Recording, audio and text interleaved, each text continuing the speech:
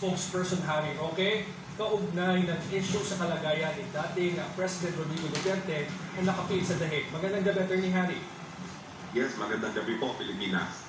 Well, Attorney, sinabi ni Attorney Cristina Conti na hindi basta-basta ang pagbibigay ng medical records dahil kailangan nilang sumunod sa batas ng the Netherlands. Exempted din ba dito sa pag-obtain ng records ng pamilya?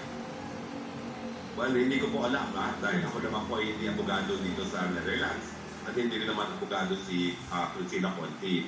Pero aking pagkakaalam, nakakaalap ako ng impormasyon siguro ng buwan ng Agosto galing sa isang empleyado ng detention facility na nahulog daw si Tatay Digong at tumama ang ulo sa sahig at dahil dyan ay ilinabas at dinala sa ospital. No?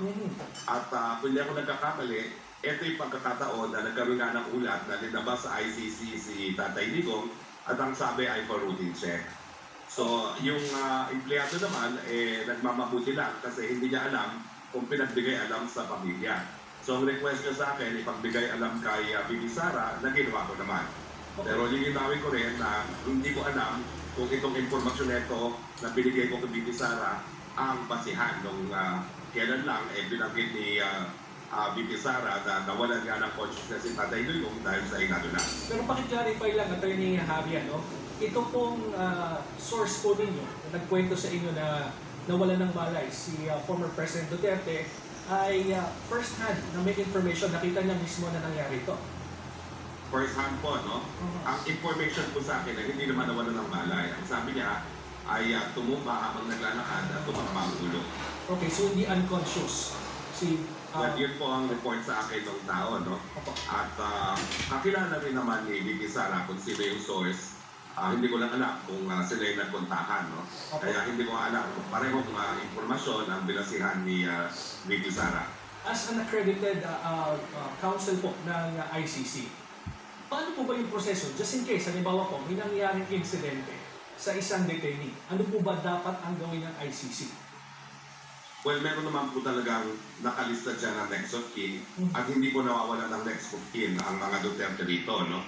Napapansin nyo naman na meron silang schedule para palagi merong next of kin para nga kung merong abilya kita Tatay Digong. At kung wala namang next of kin sa dahig, dapat ipagbigay alam sa mga abogado, no?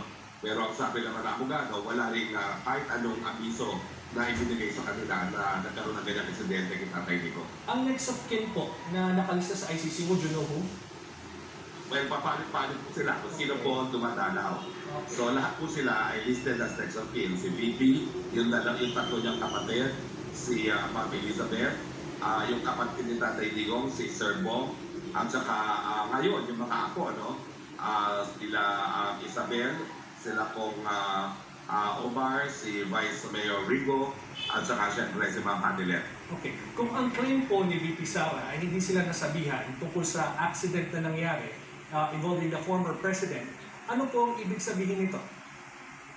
Well, una-una, malaki pong kababayan niya, no? Sa parte ng ICC Detention Facility dahil kahit saan ka naman pumunta, kahit anong batas ang pag-usapan natin, kapag merong aberya sa isang detainee, kailangan ipagbigay alam sa next of kin o di naman kaya sa kanilang mga abogado. So ngayon, hindi natin na maalis sa ating isipan na baka marami pang mga pangyayari na kinukonceal ng ICC Detention Facility. Pero hindi din po ba probability or posibilidad na maaaring kaya walang ni-report ng ICC sa pamilya o sa abogado ay dahil walang nangyari? Well, hindi po yan yung sinabi ng informante ko, no? At I just read yung interview rin ni Attorney Kaufman, sinabi niya na sinabihan siya ni Tatay Digong na nagkaroon nga ng pagkakataon na siya ay tumumba.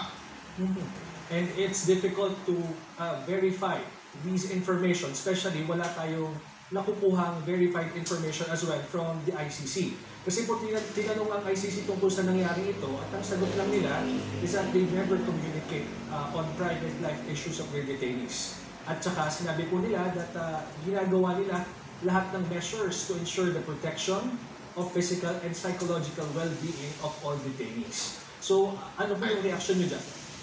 They have a lot to explain sa pamilya at sa abogado at sa sabayan ng Pilipino dahil mukhang meron silang mga pangyayari kay Tatay Digong na hindi nila pinagbigay alam. Okay. In relation naman po dito sa sinasabi po ni Attorney Nicholas Kaufman na pumapayag na daw yung Pilipinas o walang tutol ang Pilipinas dito sa interim release ni dating Pangulong Duterte. But of course, Malacanang already said na hindi po ito totoo at twisted fact daw po ito, sabi ni Attorney Claire Castro. What is your reaction to this?